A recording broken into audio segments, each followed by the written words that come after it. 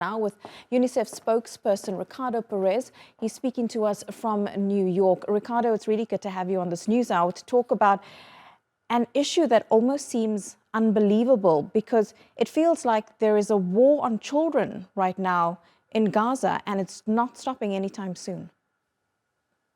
Thanks for having me. You're right. There is a war on children in Gaza right now, and it has been taking place for quite a few months now. And we're very concerned that the situation will escalate into an even more disastrous uh, scenario for children.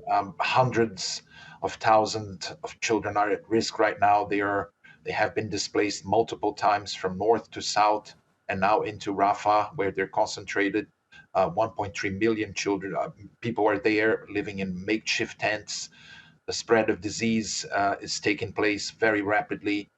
Malnutrition, as you mentioned, is on the rise. Safety is a word that just doesn't mean anything for children right now on the ground because there is no safe space for them to be with their families. They're traumatized. They've lost loved ones, their homes.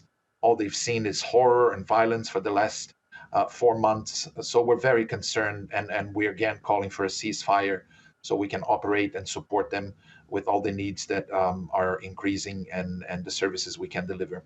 You're in daily contact with your teams on the ground in Gaza. What are they telling you about what they are seeing and hearing from people there? Well, the stories are horrifying. The contacts we have with our staff on the ground are heartbreaking. Day after day, week after week, month after month, they've been enduring this horrendous conflict.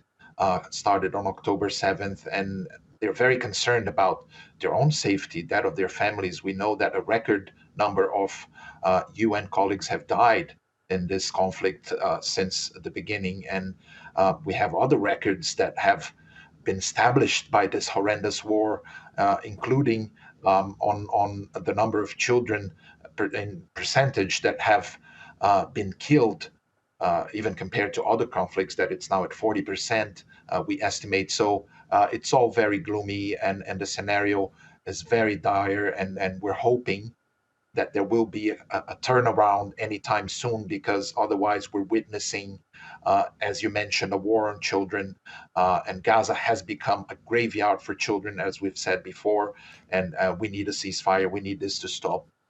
Ricardo, even if there was a turnaround, even if it was to happen now or in the next 24 hours, the trauma that these children are having to deal with right now, and that will most likely continue into their future, may just be a generational trauma too, because they've seen things that no child or no person should have to see over the last 4 months. But even before then, Gaza was an enclave that was under siege. How do we even begin to help or to think about helping these children move through this trauma?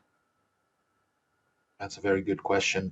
Indeed, even before October 7th, UNICEF, with partners, identified that at least 800,000 children in the Gaza Strip were in need of mental health support. So that's 3 out of 4 children in the Gaza Strip before October 7th. So now, after what we've seen and what they've experienced for the last 4 months, we can imagine that every single child in the Gaza Strip is in need of humanitarian support as well as mental health support because of all the trauma and the horror that they've seen.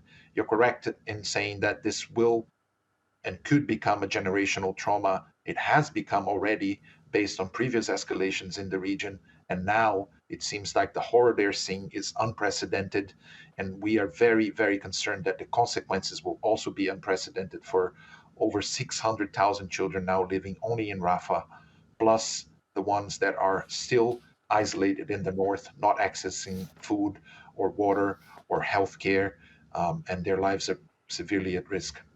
Yeah, they really are. And those consequences we may only see in years to come. Ricardo Pires, appreciate you speaking to us. Thank you so much.